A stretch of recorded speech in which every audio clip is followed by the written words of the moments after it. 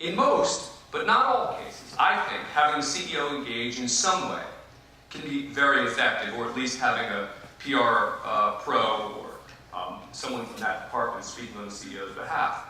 But that doesn't mean that the CEO should necessarily be talking about mundane matters. Depending on the brand, I think those around the CEO should think carefully about what is the type of information that our CEO should discuss. What is compelling, yet not too personal? Think of it like a business dinner. There are certain topics that are appropriate to discuss, and there are others that are not. Some conversations will make the others at the table like, respect, admire the CEO more, while crossing certain lines could, of course, be disastrous. Let me give you an example. In early March, Abrams Research released a comprehensive social media guide for luxury brands. Our guide offers solutions for the challenges facing the luxury industry and uses real-world case studies to highlight the social media practices that have been most or least effective for luxury brands. We praised brands like Four Seasons and Burberry. We offered some mild criticism for some luxury brands that had made mistakes. One brand, Marc Jacobs, took offense.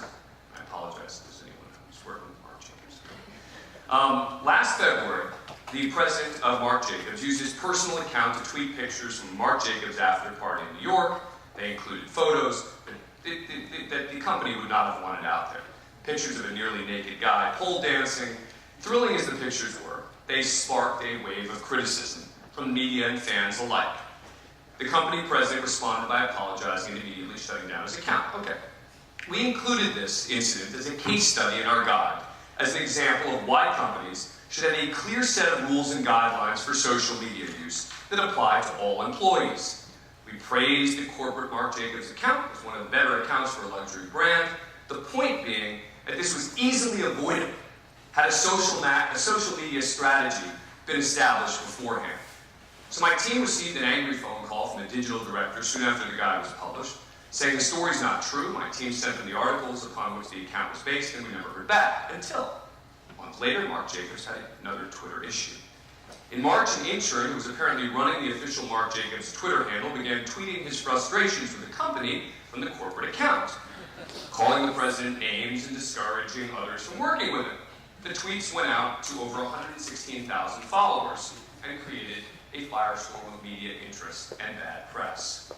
A few days later, my team sent out a tweet from the Abrams Research Twitter handle commenting on the incident, saying, quote, another Twitter fiasco, the intern behind at Marc Jacobs International calls out CEO, and included a link to a Mashable article on the subject. And rather than allowing this embarrassing incident to go away, those behind the Marc Jacobs International Twitter shot back with a disparaging remark on Twitter about our inclusion of Marc Jacobs. They said, old news, feel free to use in your next big social media guide again to get free press. Now with this tweet, Marc Jacobs committed their third social media faux pas. A tweet that made a luxury brand seem small and petty. They seem to have forgotten that Twitter is a public venue and that this constant controversy is on display for all to see. Now, this is very different than if this had been a blog or a media entity ginning for a fight in a kind of fun back and forth way. That's okay, that can happen.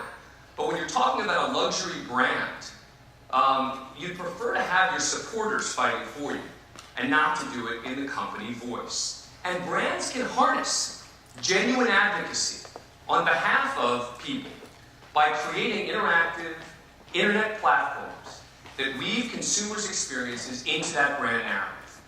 They can bring the consumer in through creative marketing initiatives that incorporate user-generated content, such as photos. With the right strategy and execution, brands, not-for-profits, etc., can become part of the consumer's online identity and vice versa.